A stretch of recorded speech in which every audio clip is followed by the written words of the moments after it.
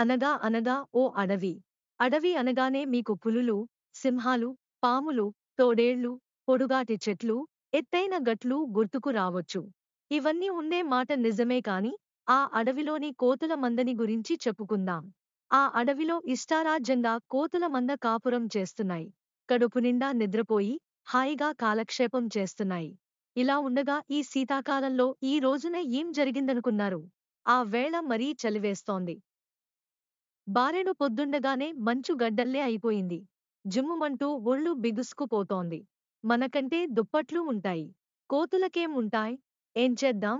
ఏం చేద్దాం? అన్నాయి కోతులు.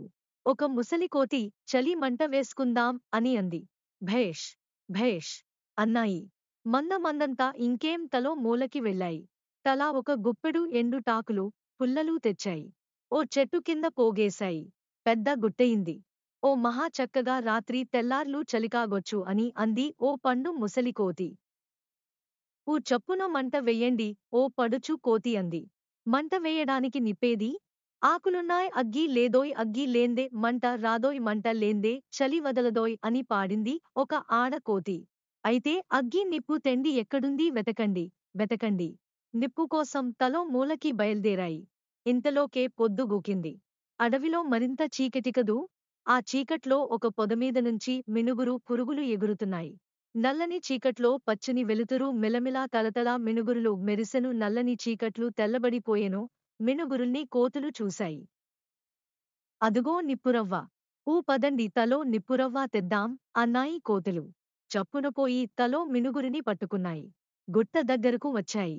ఆకులు గుట్టలో మినుగురుల్ని కుక్కి మంట వెలిగించడానికి ప్రయత్నించాయి. కొన్ని ఊహూ అంటూ ఊదుతున్నాయి. మరికొన్ని కోతులు టేకు ఆకులు మన విసనకర్రలలే ఉంటాయి. వాటిని తెచ్చి విసురుతున్నాయి. ఎంత శ్రమ పడినా ఆకులు గుట్ట రాజుకోలేదు. ఊది ఊది విసుగెత్తుతోంది. ఇదంతా ఎవరు చూస్తున్నారు చెప్పుకోగలరా? చెట్టు కొమ్మ మీద కూచున్న పాలపిట్ట చూస్తోంది. పాలపిట్ట చాలా మంచిది. కోతుల తెలివి తక్కువతనం చూసి జాలిపడి ఇలా అంది. అక్కలారా! అక్కలారా! నిప్పుకాది మినుగురమ్మ మినుగురెప్పుడు మండదమ్మా మినుగురెప్పుడు వెలుగునంతే. పాలపిట్ట పాట విని కోతులు మండిపడ్డాయి. మాకు తెలియదట. ఈ పెట్టెకు తెలుసట.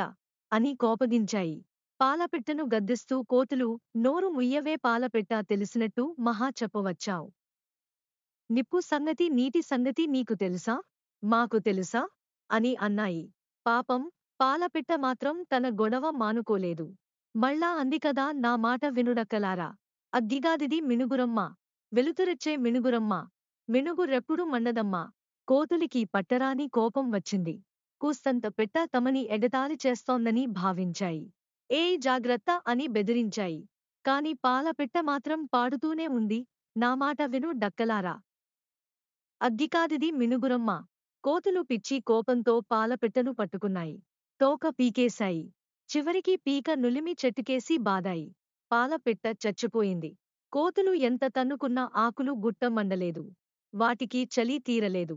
పాలపిట్ట మాట నిజమని గ్రహించనూ లేదు. తెలివి తక్కువ కోతిమందకు తగని సలహా చెప్పి ప్రాణము కోల్పోయిన పెట్టెకథ ఇది.